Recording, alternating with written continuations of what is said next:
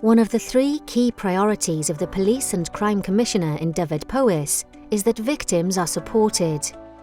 We want to ensure victims are recognised and supported with responses and services tailored to their individual needs. Why is this important?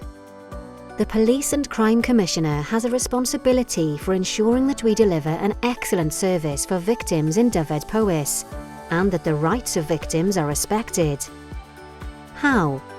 We aim to deliver timely responses to the public's calls for help, learning from the experience of survivors to inform future practice, innovation to support an increase in reporting opportunities for victims, a more diverse workforce that is representative of our communities, specific support for victims of serious sexual offences and hate crimes, and fewer victims disengaging or withdrawing support for justice.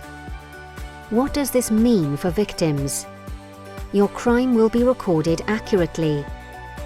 You will be safeguarded against harm and repeat victimization. You will be listened to and receive a positive experience regardless of the outcome. Your rights under the Victims Code and Witness Charter will be upheld.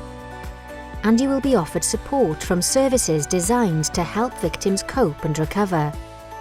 For more information on the Police and Crime Commissioner's vision and priorities for Dyfed-Powys, download the Police and Crime Plan from our website.